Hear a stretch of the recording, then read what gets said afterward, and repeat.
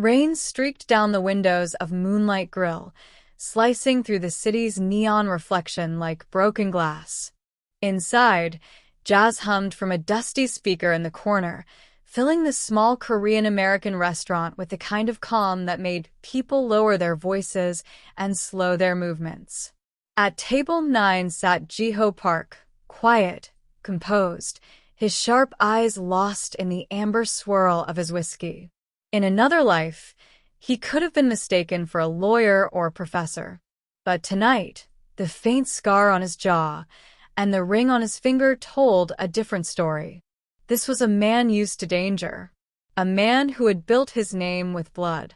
They called him the Wolf of Incheon. Across the room, Amara Lewis cleared plates from a nearby table, her reflection ghosting across the windowpane.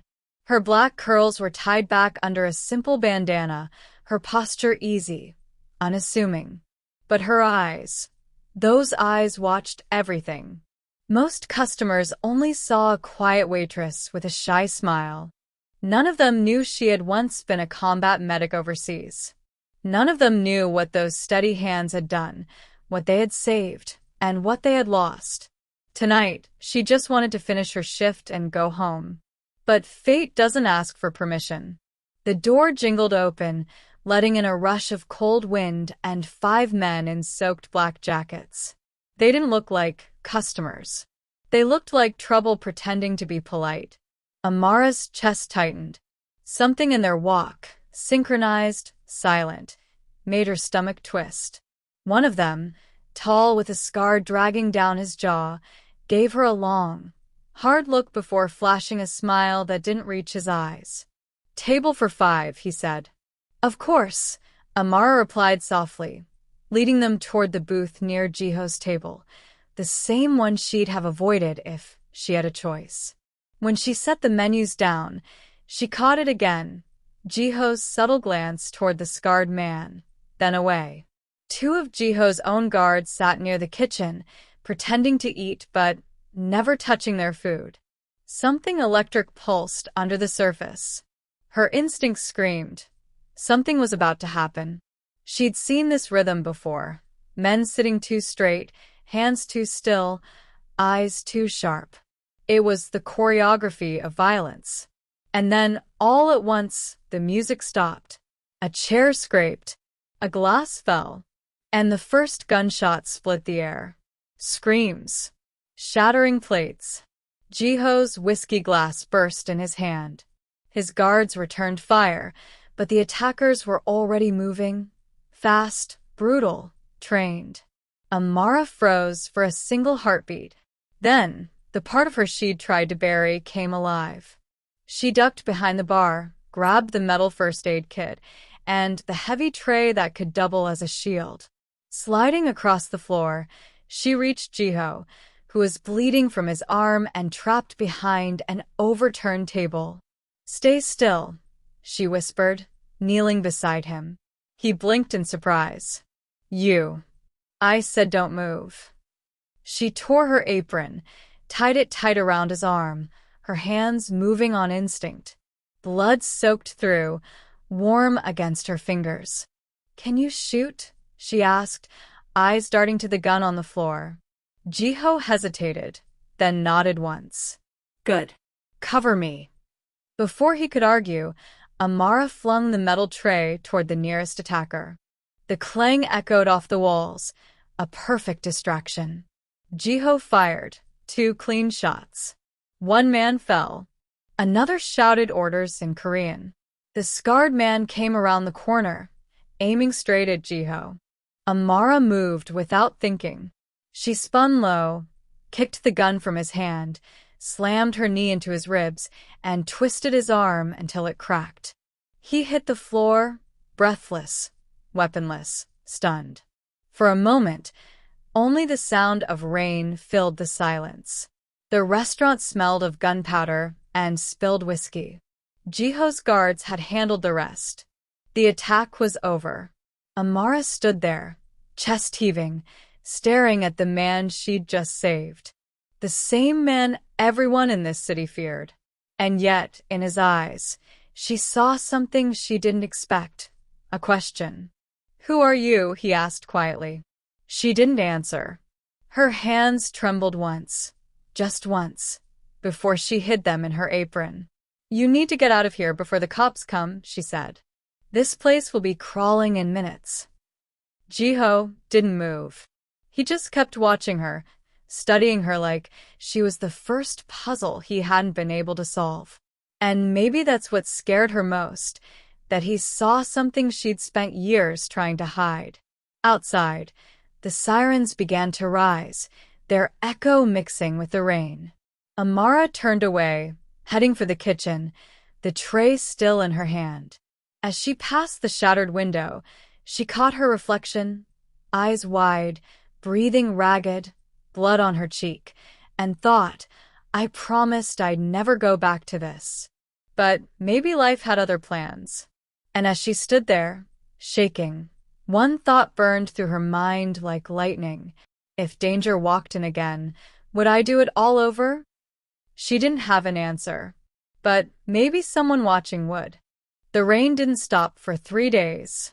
It drummed against the roof of her apartment, a steady rhythm that felt like punishment. Amara sat by the window, a cup of untouched coffee cooling in her hands. The city outside looked washed out and distant, gray towers, flashing lights, anonymous faces beneath umbrellas. No one knew what had happened at Moonlight Grill. The police called it an attempted robbery. The news barely mentioned names. But Amara knew better. That wasn't random violence. That was a message. And now, even when she closed her eyes, she could still see Jiho Park's blood dripping down his sleeve, the disbelief in his voice when he asked, "Who are you?"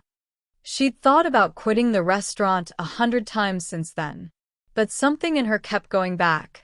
Maybe guilt, maybe curiosity, maybe because when she saved him, she saw something she hadn't seen in years. A reason to care again. Moonlight Grill reopened a week later. The bullet holes were patched, the floor polished, but the air carried a different tension. Customers whispered. Cops still came around, asking questions. And Jiho?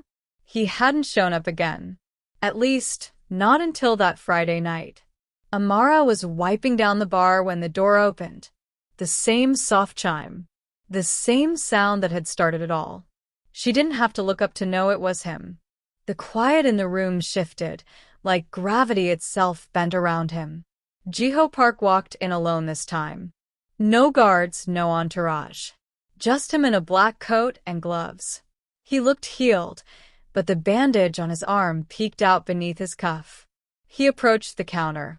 "You're still here," he said, voice low, steady. Amara met his gaze briefly. "Someone has to keep the place running." "I heard you were quitting." "I almost did."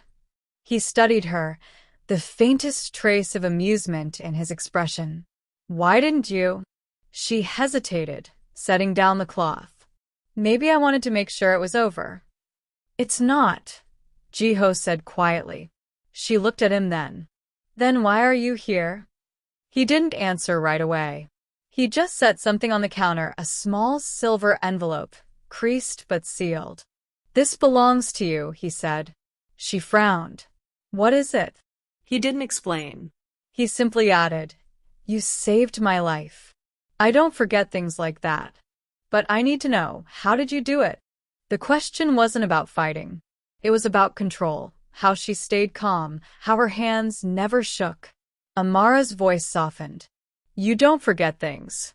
I don't either." He tilted his head. "You were military." Her silence was answer enough. "Medic," he added. Still, she said nothing. Jiho leaned forward slightly, eyes narrowing. "People like you don't end up waitressing in small restaurants unless they're running from something." Amara's jaw clenched. "And people like you don't eat in small restaurants unless they're trying to feel human." For a moment, neither spoke. The air between them held too many ghosts. He gave a small nod, almost respectful. "Fair enough." Then, softer. Open the envelope when you're ready." And with that, he walked away. Amara waited until the end of her shift to open it. The staff had gone home. The rain had returned, tapping against the windows. Inside was a single photograph. It was her, years younger, in uniform, standing beside a group of soldiers in front of a half-collapsed building. And behind them, a man, not in uniform, a local interpreter. The note beneath the picture was short. "He was my cousin." Her hands trembled. She remembered that day vividly. The explosion, the chaos, the people she couldn't save. One of them had been his cousin. That was the connection. That's why Jiho had looked at her that way the night of the attack. Not just curiosity, recognition. She didn't know whether to feel guilt or relief. But deep down, she felt something else, a question echoing louder than the rain. If the past never truly dies, what do we owe the people it left behind? The next evening, Jiho came again. He sat at table 9, ordered nothing, just waited until she approached. "You looked at the photo," he said. "I did." "I'm not here to blame you," he added. He made his choices. We all did. But maybe we were meant to meet again. "Meant to," she echoed. Jiho leaned back, studying her like he was trying to read the truth from her heartbeat. "You don't believe in that kind of thing?" "I used to," she said quietly. "Before I learned the universe doesn't owe anyone mercy." Jiho smiled faintly. "Maybe not. But sometimes it gives you another chance to fix what you couldn't before." His words sank deep. Because that's exactly what haunted her. Every face she couldn't save. Every life that ended in her hands. Maybe this man, this moment, was another test. Before she could speak, the bell jingled again. 2 men walked in, different faces, but the same tension. Jiho noticed first. "They're watching us," he murmured. And that's when she realized it. The attack wasn't over. It had just changed shape. That night, after closing, Amara walked home with the weight of something new on her shoulders. She had tried to live a quiet life, bury her past. But now the past was knocking again, wearing the face of a mafia boss who seemed to know too much, and hiding enemies who wanted them both gone. She paused on the sidewalk, rain dripping from her coat. In the reflection of a store window, she barely recognized the woman staring back. A waitress. A soldier. A survivor. She whispered under her breath, "Maybe you can run from the world, but not from what you are." And maybe, she thought, someone listening might understand that too, that we all have parts of ourselves we've tried to bury, but sometimes life finds a way to dig them up again. The next morning smelled of burnt coffee and wet asphalt. Amara hadn't slept. Every time she shut her eyes, she saw Jiho's photo again. The interpreter's face, the smoke, the heat of that day that had branded itself into her skin. She told herself to forget it. Go to work. Smile. Pretend. But pretending had never felt so impossible. Moonlight Grill opened to a thin winter sun, the kind that made everything look pale and tired. Amara tied her apron, wiped down the counter, and tried to steady her heartbeat. She was halfway through arranging glassware when she noticed something odd on the register. A folded napkin, white and crisp, her name scrawled in unfamiliar handwriting. She glanced around. The place was empty. She opened it slowly. Inside was a single line, printed in neat Korean characters. "He's not safe. Watch the mirrors." Her breath hitched. She flipped it over, blank. No signature, no explanation. Only Jiho came to mind. Before she could think it through, the door swung open. Jiho Park stepped inside, coat collar turned up against the cold. He looked different, tense, distracted, his usual calm fractured around the edges. 2 of his men lingered by the door. He approached the counter. "Morning." Amara slid the napkin across to him. Was this you? He read it, brow furrowing. No. Then who? He looked toward the mirror wall that reflected the dining room. Their faces stared back at them in miniature. The guards, the street beyond, the glint of something metallic on a parked car's dashboard. Get down, Jiho said suddenly. The window exploded. Glass sprayed like rain. Customers screamed. One of Jiho's men dropped instantly, blood blooming across a shoulder. Amara hit the floor, dragging Jiho down with her. Stay low. Bullets tore through the restaurant sign, shredding the paper lanterns. Jiho's remaining guard fired back through the broken window, shouting into his earpiece. It lasted less than 30 seconds. Then silence. Amara's ears rang. She could taste dust and adrenaline. Jiho exhaled shakily. You all right? Yeah, she lied. But her hands were already moving, checking his guard's wound. Deep, near the collarbone. She grabbed a towel, pressed hard, and barked at Jiho. Keep pressure here. He obeyed, without question this time. When the sirens wailed in the distance, Jiho's men moved fast, dragging the wounded out the back door before the police could arrive. Amara followed, her pulse hammering. You can't just run. He turned sharply. I can't stay. You think whoever did this won't find you again? His gaze met hers. They weren't aiming at me. That stopped her. He looked at the shattered window, then back at her. They wanted to make sure you saw it. They ended up in the alley behind the restaurant, breath visible in the cold. Sirens grew louder, closer.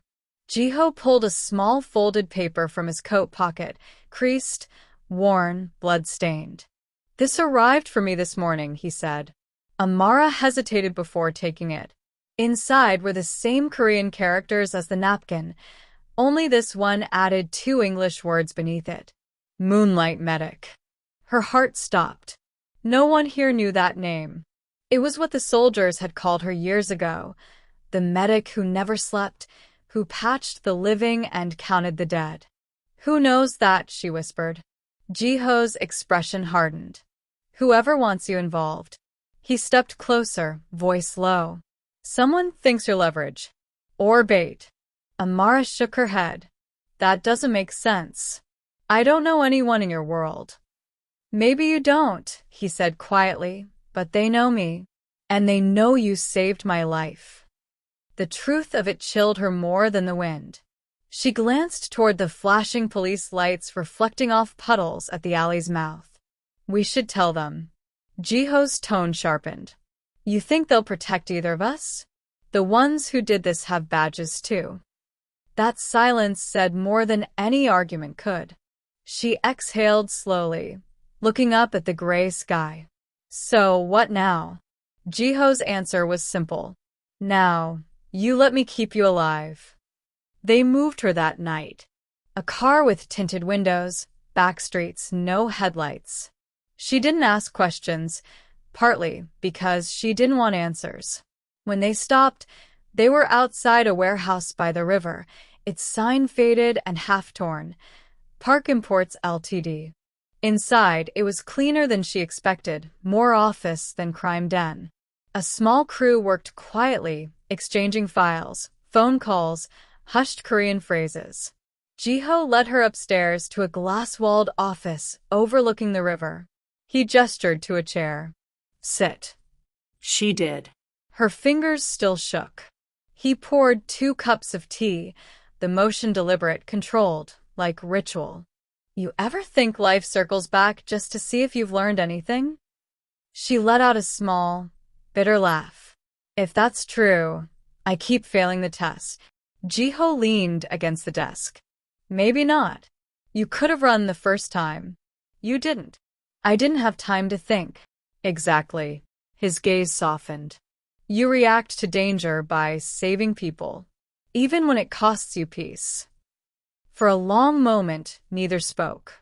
Then Jiho placed a small black device on the table, an encrypted phone. Keep this with you. If anything strange happens, calls, notes, shadows following you, you call me first. Amara folded her arms. And what if I don't want to be part of this? You already are. Later that night, back in her apartment, Amara sat by the window again, the river lights flickering through the rain. The city hummed with its usual indifference, yet she felt the world tilt slightly, like she'd stepped back into the battlefield she'd sworn to leave. She looked down at her hands, the same ones that had saved Jiho, that had once stitched strangers in the dark. Maybe this was another test. Maybe life had just handed her a chance to rewrite the ending she never got. And quietly, she thought, what would you do if your past came knocking again? Run, or open the door. The next few nights were too quiet for a city that never slept. Amara carried the black phone everywhere, though she told herself she wouldn't use it. It felt like an unspoken chain linking her to Jiho Park's world. She'd catch herself glancing at doorways, checking reflections in passing cars. Every sound seemed sharper now, each footstep echoing a little too long behind her. On the third night, the phone finally vibrated. Unknown number. Look outside your window.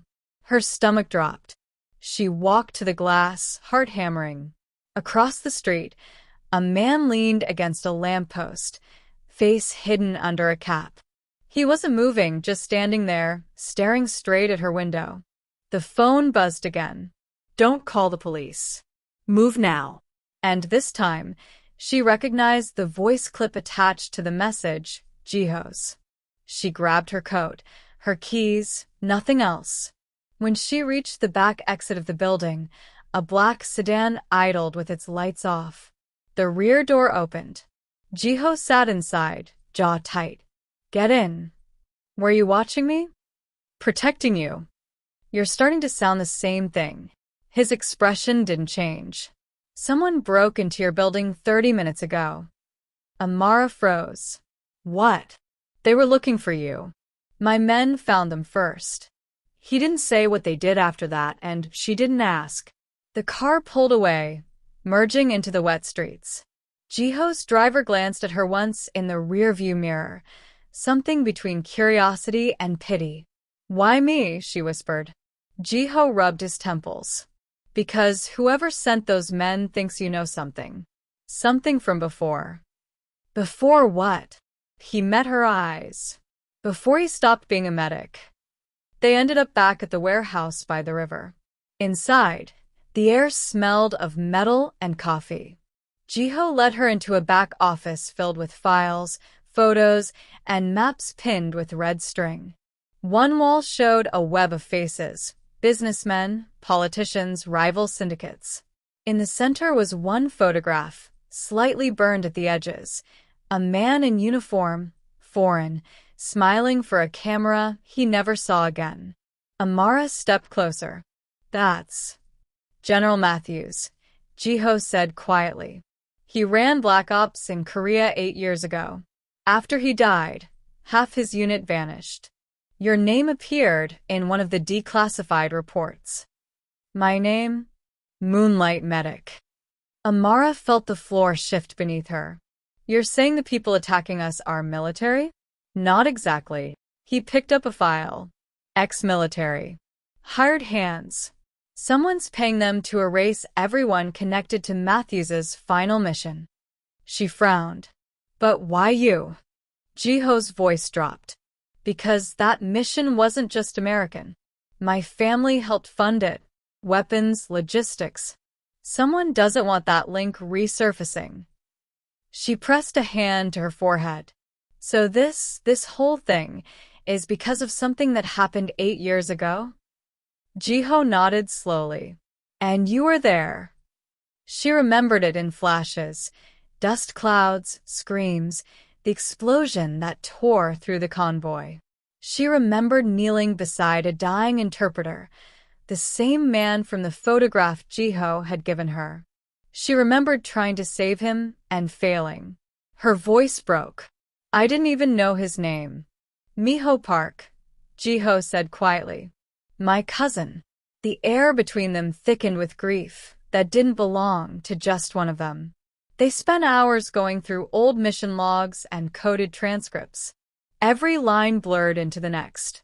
At some point, Jiho brewed coffee, bitter and too strong. He placed a mug beside her. "You should sleep," he said. "So should you." He smiled faintly. "I haven't done that in years." She studied him then, the man beneath the reputation. Not the wolf of Incheon, not the crime lord. Just someone who carried ghosts the way she did. "Why help me?" she asked. He met her eyes. "Because you tried to save Miho when everyone else ran. You're the only one who didn't look away." For a long moment, neither spoke. The rain on the windows filled the silence. Amara looked down at her shaking hands. You ever feel like the past is a living thing? Like it keeps following until you turn around and face it? Jiho's gaze softened. Maybe that's what redemption really is, finally facing what chased you. And though she didn't answer, a part of her wondered if redemption was even possible for people like them. Around dawn, one of Jiho's men burst in, pale and breathless. "Boss, there's something you need to see." He led them to the loading dock. On the ground lay a small box wrapped in brown paper. No postage, no markings. Just a single red thread tied around it. Military-grade signal wire. Jiho crouched, opened it carefully. Inside was a single photograph. Amara's apartment building, taken from the street. In the window, her silhouette. She staggered back. There was a note stapled to the photo. "You can't save him twice." Her voice trembled. "What does that mean?" Jiho looked at her, the weight of understanding settling on his face. "It means they're coming for me next. And they want you to watch." That night, Amara sat on a crate overlooking the river, staring at the city lights. Jiho stood beside her, hands in his coat pockets. Neither spoke for a long time. Finally, Amara whispered, "Every time I think I've escaped, something drags me back. Maybe I'm not meant to be normal."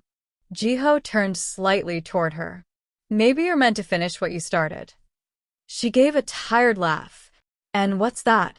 "Saving people who don't deserve it." There was something honest in the way he said it, quiet, almost grateful.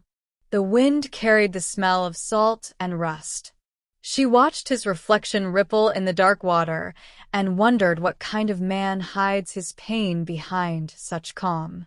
And maybe, she thought, someone watching this would understand what she couldn't say out loud. That sometimes the people who seem the most dangerous are the ones who've already lost too much. The warehouse was quiet except for the ticking of a wall clock. Each second sounded louder than it should, like it was counting down to something unseen. Jiho paced the concrete floor, his phone pressed to his ear, speaking in clipped Korean. Amara sat nearby, her arms wrapped around herself. She kept staring at the message, those 5 words that refused to stop echoing. "You can't save him twice." Twice. The word gnawed at her. She had saved Jiho once, in the restaurant. Did that mean they'd come again? Or was it about something deeper? She finally spoke. "You said your cousin was named Miho Park." Jiho ended the call, his expression unreadable. "You remember him?" "I remember a boy, maybe 20, maybe younger. He was bleeding out, but he wasn't afraid. He said something before he died." "What?" She hesitated.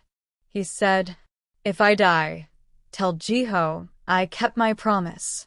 Jiho froze. The muscles in his jaw clenched. He walked to the edge of the table, bracing both hands against it, eyes closed like the memory itself hurt. "What promise?" Amara asked softly. He looked up. "To protect you." Her breath caught. "Me?" Jiho nodded slowly. "Miho was embedded with your unit during Operation Silverlight. He said there was a medic, an American woman who saved him once, back when he was just a translator. When the mission went south, He made me swear that if anything ever happened, I'd find you and make sure you lived. Amara's pulse quickened. So you knew who I was all along? Jiho didn't answer immediately. The silence said enough. She rose to her feet. You've been using me. No, he said quickly. I was trying to protect you. By lying to me? Her voice cracked. By dragging me into your war? I didn't start this war. But you knew it would find me. The echo of her voice filled the metal room. Jiho's men shifted uneasily outside the door. He finally exhaled. If I told you from the start, would you have stayed? Amara swallowed hard. No. Then I did what I had to. She turned away, blinking back the sting in her eyes. You don't get to decide that for me. That night, she couldn't sleep. She sat in a corner of the warehouse, staring at the dim glow of her phone screen. Her inbox was filled with encrypted messages now, traces from Jiho's network. But one message stood out. A familiar name, Captain Lee, her former commanding officer. The subject line was simple. You're in danger. Meet me alone. Her heart pounded. Lee had vanished years ago, presumed dead. But the message carried an old authentication code, one only he would know. She hesitated, then typed back. Where? The reply came instantly. Pier 47. Midnight. Come alone. Don't trust the Korean. Her breath caught. Don't trust the Korean. She looked toward Jiho's closed office door. He was still awake, light spilling from the crack beneath. Part of her wanted to wake him, to show him the message. But another part, the part that remembered how he'd hidden the truth, told her not to. At midnight, the riverfront was a blur of shadows and cold air. Amara pulled her hood tight, scanning the pier. Rusted containers lined the dock. Somewhere far off, foghorns groaned through the mist. Lee, she whispered. A voice came from behind. Still got that same edge, document. She spun around. It was him.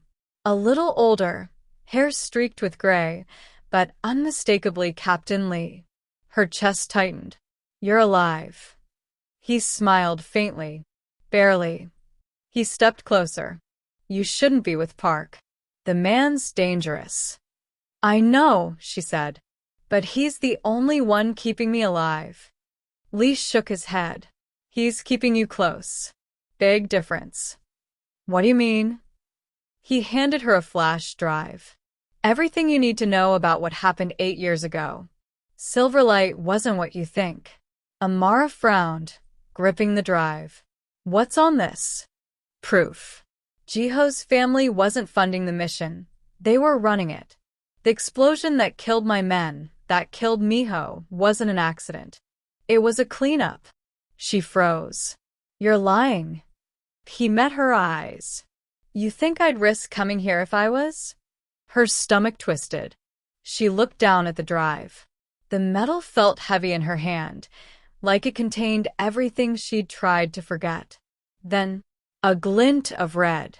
A laser flickered across Lee's chest. Get down, she screamed. The gunshot cracked through the night. Lee hit the ground, blood blooming across his shirt. Amara dropped beside him. No, no, no. He coughed once, eyes wide. Run there. Another shot silenced him. She grabbed the flash drive, sprinted toward the river, her breath coming in sharp bursts. Footsteps thundered behind her. A black SUV screeched around the corner. Jiho jumped out, gun drawn. Amara, she stopped, trembling. You followed me, she yelled. Of course I did. He grabbed her arm, pulling her behind cover as bullets ripped through the air. But she wasn't looking at the shooters anymore. She was staring at Jiho, at the faint red smudge near his sleeve, powder residue. Jiho, she whispered. Tell me you didn't. He turned to her, chest heaving. What? Tell me you didn't send them. The question hit harder than any bullet. He stared at her for a long, silent second. Then his jaw set. Get in the car. Jiho. Now. She hesitated, just long enough to see the flash drive slip from her hand into her pocket. He fired 2 shots over her shoulder, dropped the last gunman, and shoved her into the car. As they sped off, Amara stared out the window, the city blurring into streaks of light. Was it you? She whispered. Jiho didn't look at her. If it was, you wouldn't still be breathing. It should have reassured her. It didn't. Back at the warehouse, Jiho's men carried in the wounded, patched bullet holes, and cleared the bodies from the dock. Amara sat alone in the corner, her hands still shaking. She kept hearing Lee's words. Jiho's family wasn't funding the mission. They were running it. She thought about the message on the photograph. You can't save him twice. What if they weren't talking about Jiho dying again, but her making the same mistake again? Saving a man who didn't deserve it. Later, Jiho came to her. His coat was gone, sleeves rolled, eyes red from exhaustion. You shouldn't have gone alone. You shouldn't have lied. He nodded slowly. Fair. They stood in silence. The distance between them felt colder than the air. Finally, he said, Whatever he told you. He's dead, she interrupted. Jiho froze. What? Captain Lee. He's dead. And someone wanted it that way. He exhaled, eyes darkening. Then whoever's behind this is moving faster than we thought. Who is behind this, Jiho? He met her eyes. My father. The words hit like thunder. She stared at him, disbelieving. Your father's dead. No, Jiho said quietly. That's what I wanted the world to believe. But he's alive, and he's the one who ordered Silverlight. Amara stepped back, her pulse roaring in her ears. You knew this. I suspected. And you didn't tell me? I needed proof. And now we have it. He pointed to her pocket, the flash drive she thought he hadn't seen. Her heart skipped. You knew. I saw you take it. She pulled it out, holding it tight. Then you're not getting it. He didn't move closer. Didn't threaten. Just said, softly, Amara, you think you're fighting me. You're not. You're fighting the man who built me. For a moment, she saw something raw in him. Fear, maybe, or shame. And, against all reason, she felt that ache again. The one that came when you cared about someone you shouldn't. She sank onto a chair, trembling. Jiho, if your father's behind this, what happens now? He looked out the window, the first rays of dawn stretching across the river. Now, he said quietly, we go to war. She looked at him then, the same man she doubted, hated, maybe even started to love, and realized something terrible. If she stayed, she might lose herself. If she left, he might die. And sometimes, the hardest choices aren't between right and wrong, but between 2 kinds of loyalty.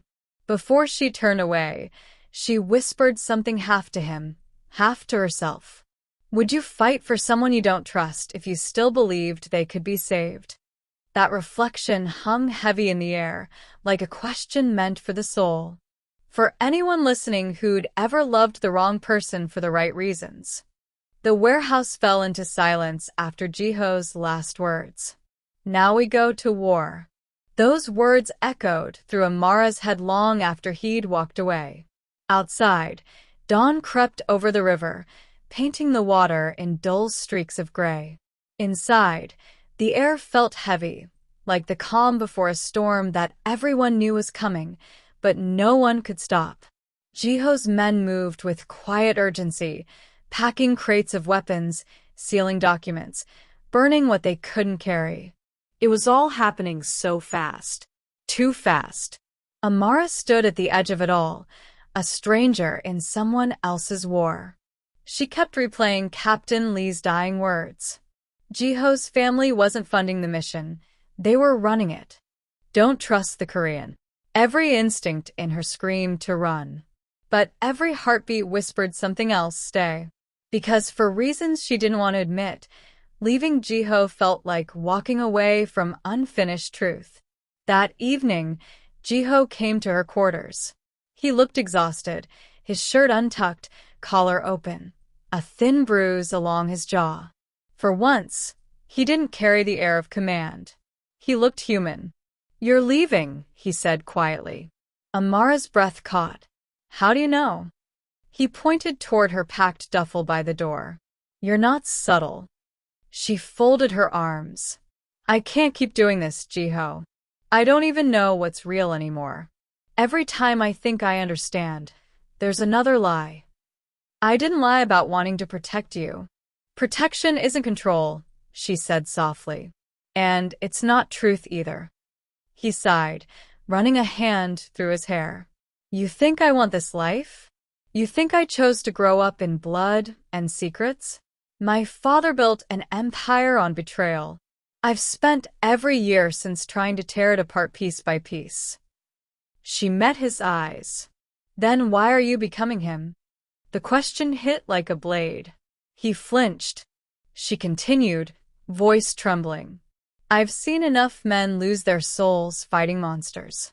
They start out with good intentions, but by the time it's over, there's no difference between them and what they swore to destroy."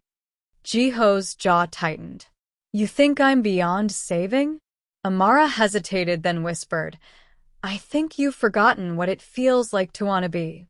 He didn't answer, just looked at her for a long moment, like he wanted to say something but couldn't. Then he turned away. "If you go, don't look back. The men coming after us, they don't forgive." "I've been running from ghosts my whole life," she said. "Maybe it's time I stopped." By nightfall, she slipped out. She left behind her phone, her bag, everything that could trace her. The only thing she took was the flash drive Captain Lee had given her, the key to the past. The streets were wet and empty. She moved fast, hood up, trying to disappear. Halfway across the bridge, her footsteps slowed. She glanced at the city's skyline, its reflection rippling across the black water, and whispered to herself, "I'm done running from someone else's war." She had no plan, no destination. Just one purpose: find the truth, even if it broke her. But she didn't get far. A van screeched to a halt beside her. Men in black jumped out. Before she could react, something hard slammed into her temple. The world went dark. She woke to the sound of dripping water.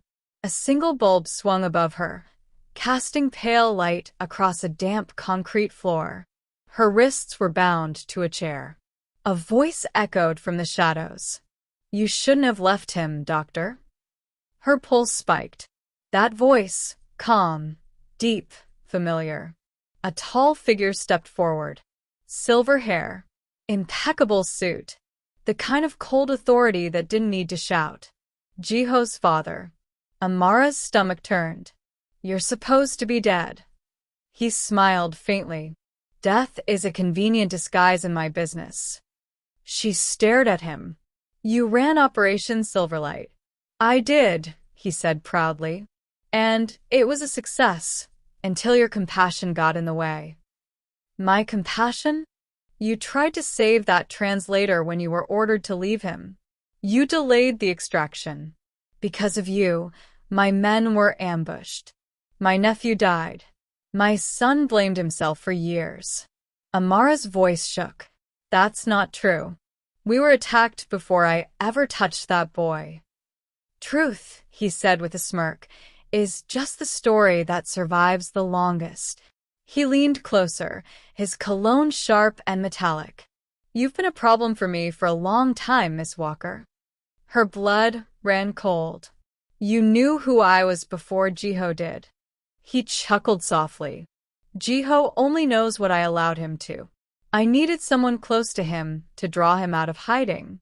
You were perfect, sympathetic, loyal, easy to manipulate.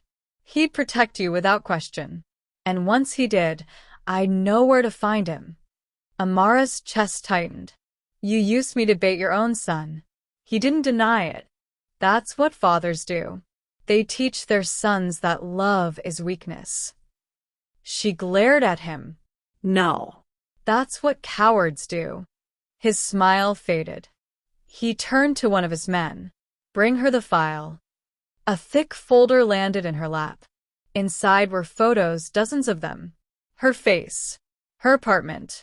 Jiho. Every movement, tracked for weeks. Did you really think you could hide from me? Amara's throat tightened. What do you want from me? The flash drive. She looked down at her pocket. Empty. They'd already taken it. Jiho's father nodded to a guard. Good. Then she's no longer useful. The man cocked his pistol. But before he could fire, the bulb flickered. Then the room exploded in noise. Gunfire. Shouts. Smoke filling the air. The guard dropped before he could turn. Through the haze, a silhouette moved, fast, deliberate. A gun in one hand, a knife in the other. Jiho. Amara's heart leapt and shattered at once. He stormed forward, eyes blazing. Touch her, and I'll paint this room with your blood. His father smiled coldly. Still so dramatic, son. Let her go. She's already served her purpose. Jiho fired once, the bullet slicing through his father's sleeve. Next one won't miss. His father didn't flinch. You think you can kill me? You are me, Jiho. You've just been pretending not to be. Jiho's hand trembled. I'll never be you. Amara whispered. Jiho, don't. But the old man moved first, grabbing a hidden gun from his desk. Jiho fired. One shot. The echo rang out like thunder. Jiho's father staggered back, surprise frozen on his face. Then he fell. Silence. Amara's pulse pounded in her ears. Jiho. He stood over the body, shoulders shaking, guns still raised. His breath came in shallow bursts. Finally, he dropped the weapon. It's over, he whispered. It's finally over. Amara rose shakily. Her wrists were raw from the ropes, but she moved toward him anyway. He turned to her, eyes wet with something she'd never seen in him before. Fear. I told you not to come back, he said. I didn't, she replied softly. You came for me. He exhaled, a broken sound somewhere between relief and regret. But before she could speak again, the wall behind him exploded. A second charge went off, hidden explosives, rigged to destroy the entire building. Jiho grabbed her hand. Run. They sprinted down the corridor, flames chasing them. The floor shook. Smoke filled their lungs.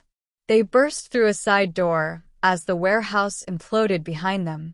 The force threw them into the gravel. When Amara opened her eyes, everything hurt.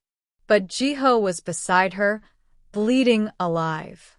She turned to him, coughing. Your father. He's gone, Jiho rasped. But he made sure I paid for it. She pressed her palm to his wound. Stay still. He caught her hand. Don't waste it. You already saved me once. She looked at him, tears blurring her vision. Don't you dare say goodbye. He smiled faintly. Then don't leave. As sirens wailed in the distance, Amara held him against the broken dawn, the city still burning behind them. Everything she'd run from had caught up to her. Truth, pain, love, loss. And somehow, in all that chaos, she realized what she'd really been searching for. Not safety, not escape, but meaning. Because sometimes, survival isn't about outrunning your ghosts. It's about facing them and still choosing to care. And maybe that's the hardest question of all, she thought, her voice trembling as she whispered it against the rising wind. If saving someone costs you everything, would you still do it? The sirens faded into the distance, swallowed by the wind. All that was left was the slow crackle of burning debris and the sound of Jiho's uneven breathing. They'd crawled to the edge of the riverbank, half hidden beneath the twisted metal remains of an old pier. Amara tore a strip from her shirt and pressed it against the gunshot wound in his side. Jiho hissed in pain. "It's fine. You're bleeding through a vein, Jiho. Don't talk." He tried to laugh, but it came out like a groan. "Bossy, even now." "Quiet." She pressed harder, feeling his heartbeat beneath her palm. The warmth of his blood soaked through the cloth, sticky against her fingers. He caught her wrist weakly. "You should have left when you had the chance." Amara shook her head. "I already did once. I'm not making that mistake again." For a long time they said nothing. The fire across the river threw orange reflections over the water. In that light, Jiho looked younger, almost peaceful, like the boy he must have been before his father taught him to survive with violence. Amara finally whispered, "You did what you had to do." He turned his head toward her. "I killed my own father." "You ended the war he started." He gave a faint, humorless smile. That's what people always say to soldiers when they want to make murder sound noble. Her throat tightened. "You're not your father, Jiho." "Then why do I feel like him right now?" "Because guilt never cares which side you're on," she thought but didn't say. By morning, the city was crawling with police and news vans. Jiho's empire was finished, half his men dead, the rest gone to ground. Amara helped him into a deserted warehouse near the docks, cleaned and bandaged the wound as best she could. When he finally slept, she went through the pile of scorched belongings the men had dragged out before the explosion. Among them was a melted flash drive, its casing blackened, but not completely destroyed. Her heart jumped. She found an old laptop in a corner, wired it to power, and prayed the device still worked. When the screen flickered alive, she held her breath and plugged the drive in. A single folder appeared. Silverlight_truth. She clicked.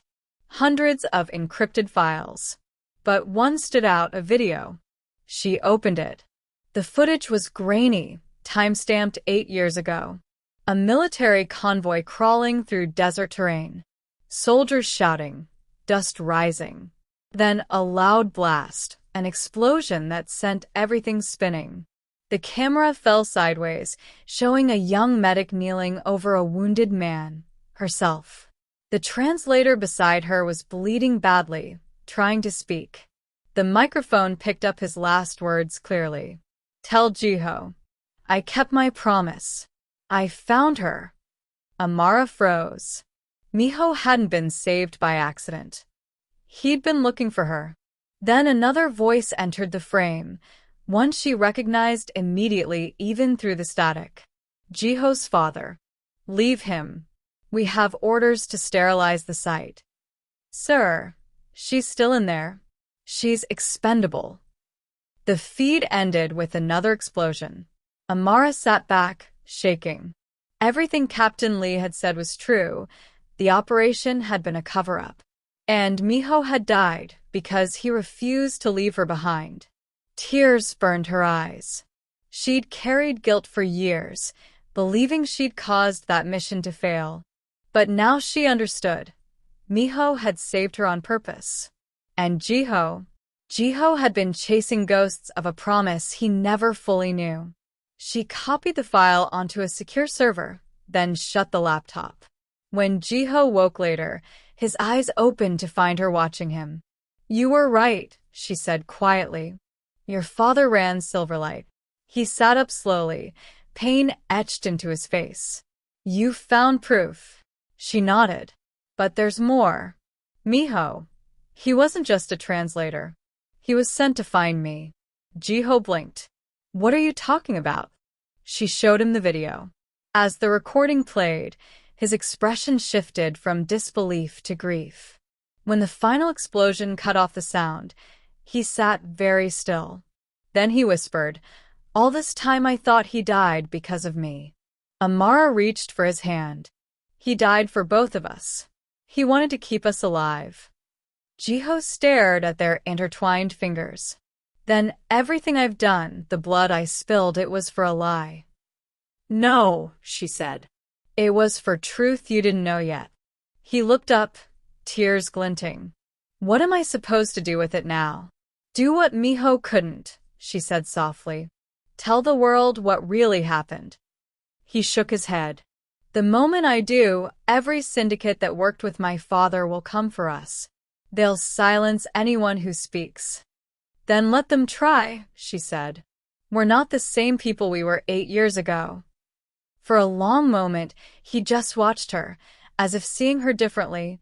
No longer the frightened waitress who patched wounds, but a woman who refused to hide from the truth. Finally, he whispered, "You sound like him." Maybe that's not a bad thing. Later, as evening settled over the docks, Amara sat outside watching the sunset stain the sky red. Jiho joined her, limping but upright.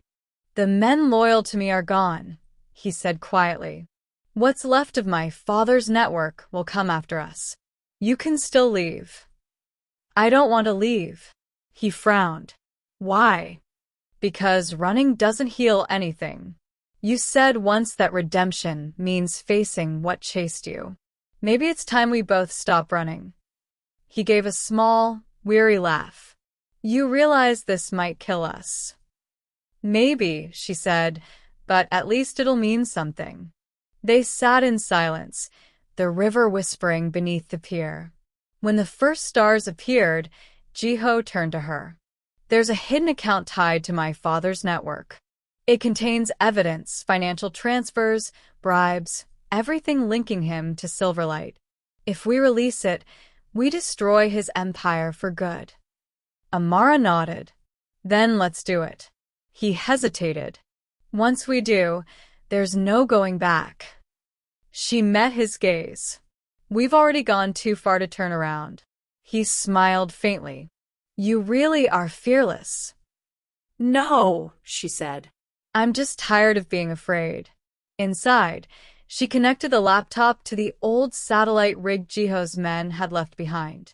He handed her a drive containing the final data dump. As the files uploaded, Jiho watched her fingers move across the keyboard. If we survive this, he said quietly, what then? She paused, looked up at him. Then we start over. You find a life that isn't built on violence. I go back to healing people who actually want to live. And us, he asked. Her heart stumbled. Let's get through tonight first. The upload reached 90% when the door blew open. A squad of mercenaries flooded in, black masks, assault rifles. Jiho spun, gun in hand, returning fire. Amara dove behind a desk, clutching the laptop. Bullets shattered glass, splintered wood. Sparks flew from the server rack. Jiho dropped 2 men before a third caught him with a shot to the shoulder. He fell, groaning, blood running down his arm.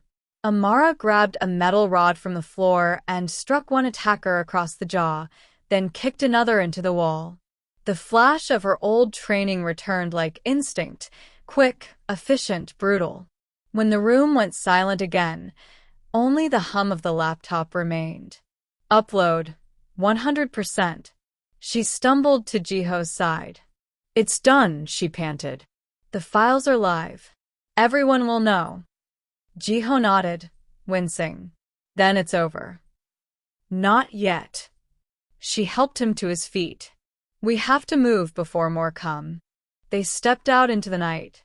Across the city, sirens began to wail again, this time not for them, but for the men who'd built their world on lies.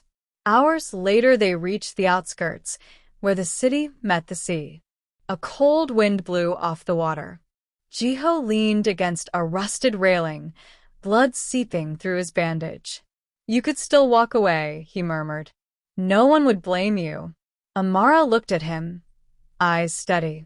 I didn't stay to be a hero, Jiho. I stayed because somewhere between all the lies and chaos, I found something worth saving. He frowned softly. What's that? You. The confession hung between them, fragile and real. He reached out, brushed a strand of hair from her face.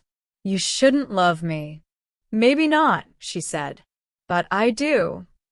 For the first time, he didn't argue. He pulled her into his arms, resting his forehead against hers. The sea crashed below, endless and wild. I don't deserve you, he whispered. Then earn it, she said. They stood there until the horizon lightened with the promise of dawn. The war wasn't finished, but something inside both of them had shifted. Amara no longer carried the guilt of the past.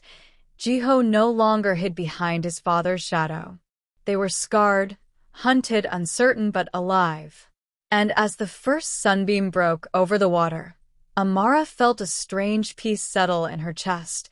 The quiet knowing that sometimes redemption doesn't come from forgetting what broke you, but from deciding you won't let it break you again. She turned to him and said softly, maybe the real fight isn't against the people who hurt us, it's against the parts of ourselves that still believe we deserved it. It was a thought she wanted anyone listening to carry with them. Because healing, like truth, begins the moment you stop running from it. The sun broke through the fog like a blade, slicing across the cold gray water. Jiho stood on the harbor pier, his hand wrapped around the edge of a metal crate to steady himself. His wound still throbbed, but the pain didn't matter anymore. Somewhere behind him, Amara loaded the last of their supplies into the truck. They'd planned to vanish by sunrise. That was before the message came. A single line sent to Jiho's encrypted phone. You think the truth sets you free? Come to Pier 19 and watch how it ends. He didn't need to ask who it was from. Your father's partners, Amara said when she read it. They're not done. No, Jiho replied, slipping his gun into his holster. They're just desperate. Amara looked at him sharply. You're not going alone. He didn't argue this time. He just nodded. Then we finish it together. Pier 19 sat at the far end of the harbor, a place where the city's lights never quite reached. Old cranes loomed over the dock like skeletons, rusted chains swaying in the wind. And waiting at the center of the pier was a black SUV, engine running, headlights cutting through the mist. As they approached, a man stepped out. Tall, slick suit, calm eyes, the kind of face that hid danger beneath civility. Jiho froze.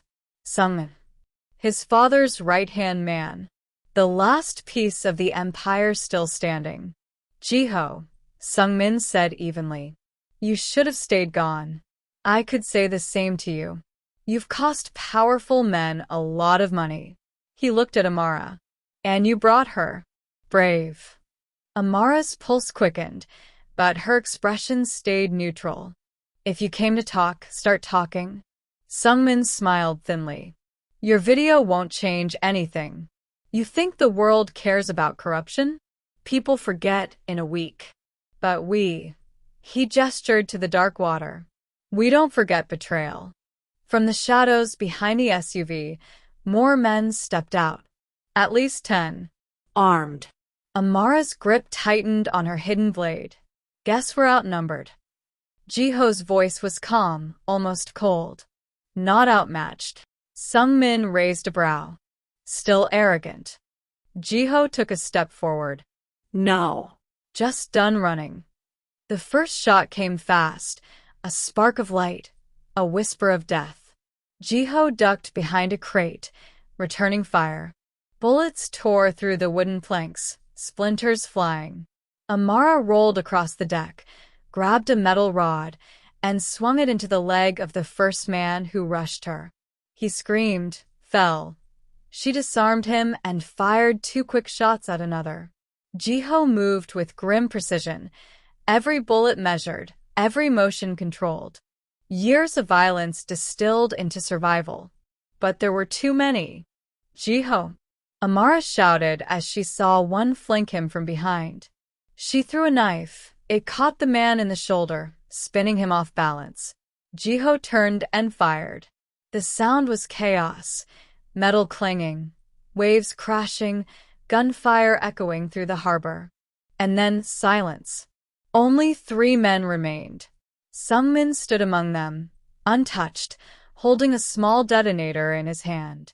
Jiho saw it, too late. A thunderous explosion ripped through the pier behind them, sending fire and debris into the air. The shockwave threw Amara backward. She hit the dock hard, vision swimming. When the smoke cleared, Jiho stood at the edge of a collapsing platform, gripping a metal beam with one hand, his body bleeding and burned.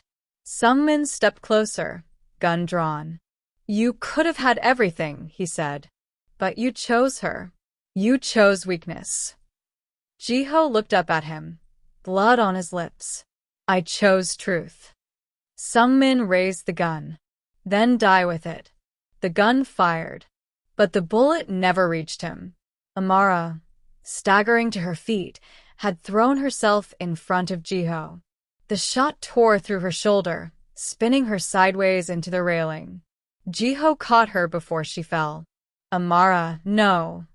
She gritted her teeth, pressing her hand over the wound. "Finish it," she whispered. Jiho's eyes went dark. He turned on Sungmin, every ounce of mercy gone. The 2 men collided, gunfire, fists, shouts. Jiho drove him back toward the burning wreckage, disarmed him, and slammed him into the side of a container. Sungmin spat blood. "You're just like your father." "No," Jiho growled, pressing the gun to his chest. "He killed to build a kingdom. I'm killing to end one." The shot rang out, and Sungmin fell. Jiho dropped the weapon and rushed to Amara. She was sitting against the railing, blood staining her shirt, eyes half closed. "Stay with me," he said, voice trembling. "You're gonna be okay." She smiled weakly. "You always say that." He tore a strip of his jacket and pressed it against her wound. "You're not dying here.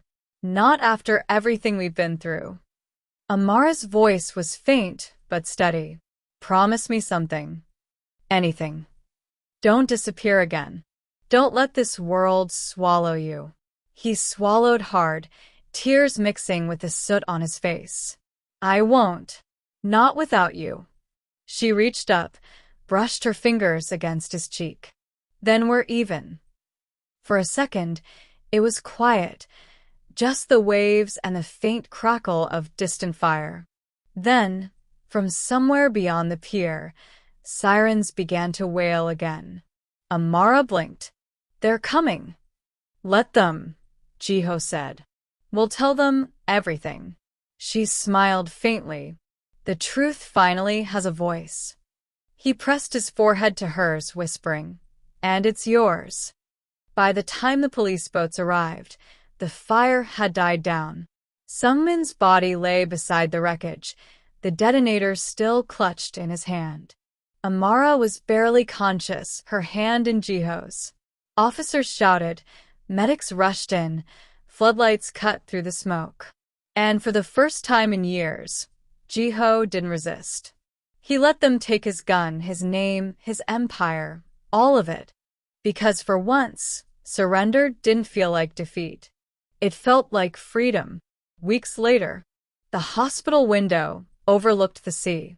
The same sea where they'd almost died, now calm and blue. Amara sat by the bed, her arm in a sling, watching Jiho as he woke slowly from another long night. He blinked, saw her, and smiled. "You stayed." "Of course," she said softly. "Someone had to make sure you didn't try to break out again." He laughed, wincing at the movement. "Old habits." "How's the wound?" she asked. "Hurts less than before." "Good. Means you're healing." He looked at her, expression turning serious. "They offered me a deal." "What kind?" "Testify. In exchange for immunity and witness protection." She tilted her head. "You should take it." He hesitated. "It means disappearing again. New name, new life."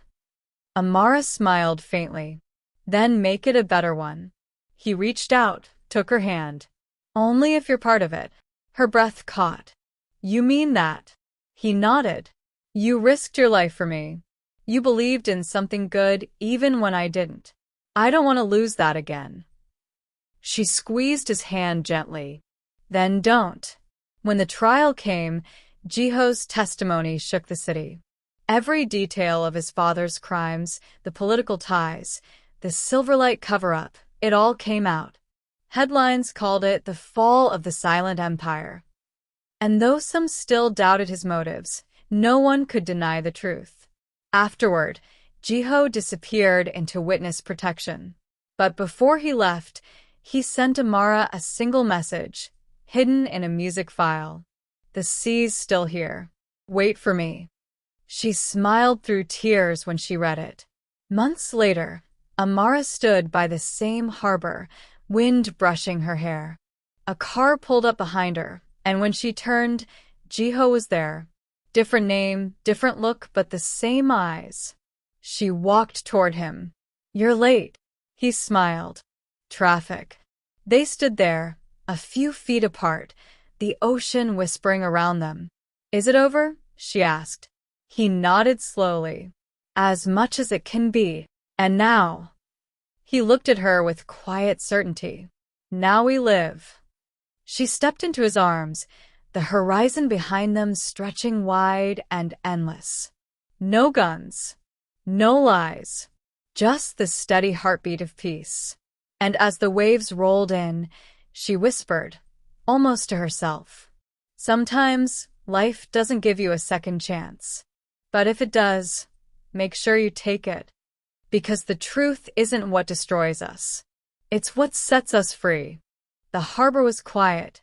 The chaos, the gunfire, the betrayals, they felt like a distant nightmare now. Amara sat on the edge of a wooden dock, legs dangling above the dark water. The sea was calm, mirroring the pale light of the rising sun. Jiho stood a few feet away, watching her with cautious warmth. His arm was in a sling, his clothes patched and frayed from weeks of survival. But the weight on his shoulders, his father, the empire, the past, had lifted. You're quiet, he said softly. I'm thinking, she replied. About everything. About us. About what comes next. Jiho walked over, squatting beside her.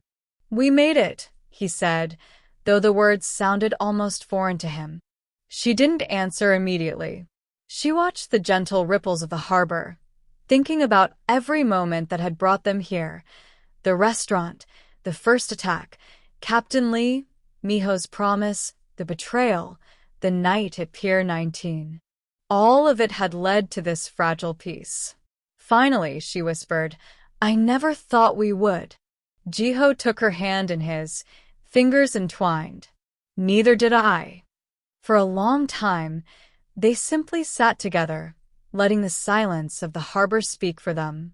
Amara felt the weight of her own survival, the scars she carried inside. But for the first time in years, the scars didn't ache. They reminded her that she had endured, that she had fought, and that she was still standing. Weeks later, they had moved to a small coastal town far from the city. Jiho had a new identity, a new life to rebuild. Amara had returned to her work as a medical consultant, helping communities and people who needed her skills. It was quiet, Ordinary. safe. One afternoon, she walked along the pier where she and Jiho had fought for their lives, thinking about the past. A seagull cried overhead, the water glinting in the sun. A car rolled slowly up beside her. Jiho stepped out, dressed casually, a soft smile on his face. You're late, she teased, though her heart raced. Traffic, he replied with a grin. She shook her head. You've been saying that for years. I've been practicing, he said, stepping closer. She studied him, the man who had carried the weight of an empire and yet still looked at her with the same intensity she had seen in the restaurant all those months ago. There was a vulnerability now, but also strength, the kind of strength that comes not from domination or fear, but from survival and love. I was thinking, she said quietly, about how different life could have been if we'd never met. He tilted his head, curious. How different? I would have stayed scared, she admitted. I would have healed people who needed me, but I never would have believed I could survive what we did together. I never would have believed in a love. Not like this. Jiho's eyes softened. Neither would I. I'd have been alone, haunted by ghosts that were never mine to bear alone. They stood in silence, letting the words linger. Then Jiho took her hand, pulling her close. You saved me, he said. More than once. You believed in me when I couldn't even believe in myself. Amara laughed softly, though tears glinted at the corners of her eyes. You weren't easy to save, Jiho. And yet here we are, he said. Alive. Free. Together. She leaned her head on his shoulder, feeling the warmth of his chest, the steady beat of his heart against her ear. Months passed. The town became their sanctuary. The sea was a constant reminder of survival and renewal. Amara returned to volunteering, teaching first aid and emergency response to local communities. Jiho built a small workshop repairing boats and occasionally consulting on security, not for crime, but for protection of the innocent. They were cautious but happy, safe at last from the shadows of the past. One evening, as the sun dipped low and the sky turned orange, Jiho and Amara walked along the pier hand in hand. Do you ever think about them? Amara asked softly, her voice barely above the wind. Captain Lee, Miho, everyone we lost. Jiho nodded, squeezing her hand. I do, and I honor them every day. By living. By not letting their sacrifices go to waste. Even your father? Jiho's jaw tightened, and for a second, his eyes darkened with memory. Even him, he admitted, because I won't be the man he wanted me to be. I'll be better. For myself. For you. For all of us. Amara smiled. Then I guess this is what victory feels like. He laughed softly. A quiet kind of victory. Not the kind you read about in headlines. Not the empire or revenge. Just surviving and choosing life. That night, they sat on the pier, watching the stars emerge above the ocean. Amara reached into her pocket and pulled out a small notebook. Inside, she had written her reflections during the darkest nights, the warehouse, the pier, the moment she thought Jiho would die. She read aloud softly. We cannot control the world, the lies, or the people who hurt us. But we can control ourselves. We can choose to fight. We can choose to love. And sometimes, that's the only justice we'll ever need. Jiho rested his head on hers. You always find the words. I had good teachers, she said, eyes sparkling. He kissed her forehead gently. Then let's keep teaching each other. About survival, about hope, about love. She laughed softly. Deal. They sat together, letting the night embrace them, listening to the waves whisper their secrets. Weeks later, the first snow fell over the town. Amara and Jiho walked through it, hands entwined, the cold air biting but the warmth of each other enough to keep them safe. They passed the hospital where she volunteered, nodding to familiar faces. She had saved countless lives here, and Jiho quietly admired her dedication from the sidelines. For Jiho, each day was a quiet victory over the shadows of his father's empire. For Amara, each day was a victory over her own fears. And together, each day was a victory over the darkness that had once consumed them both. One evening, Jiho brought her to the pier. It was quiet. The sea reflected the setting sun in molten gold. He held her hands in his, looking deeply into her eyes. Amara, he said softly, I don't need another empire. I don't need revenge. I just need this. You. She smiled, heartful. Then take it. I'm yours. Only if you want me. He pulled her close, lips brushing hers. I've wanted this since the moment I met you. And I've wanted it too, she whispered. They kissed, slow and gentle, the world around them fading into the quiet music of waves and wind. As they stood together, Amara reflected. Sometimes the hardest battles aren't the ones with guns or enemies. The hardest battles are with ourselves, our fears, our guilt, and our doubts. But when we fight them together, we find something stronger than survival. We find love. We find redemption. And we find hope. She looked at Jiho, smiling. Do you think people can really change? He kissed her forehead. If they have the right reason, yes. And we've got plenty of reasons. The night fell around them, soft and peaceful. For the first time in years, there were no enemies, no threats. Only them. Only the quiet, healing power of a life rebuilt. And somewhere, in the echo of the waves, Amara whispered to anyone listening, if you've ever survived something you thought would break you, remember this. You can rise again. You can choose love, even when the world is dark. And sometimes, that choice is the most powerful victory of all. And so, through fire, betrayal, and fear, they survived. They faced the shadows of the past, fought for truth, and chose love when the world told them to run. Sometimes, survival isn't about escaping danger. Sometimes, it's about finding the courage to face it together. We all have moments that test us, moments that push us to the edge of what we can endure. And yet, in those moments, we discover who we truly are and what we're willing to fight for. If you've ever faced something that seemed impossible to overcome, leave a comment below. Tell us what kept you going. We'd love to hear your story. And if you want more stories of courage, love, and resilience, subscribe and hit the notification bell.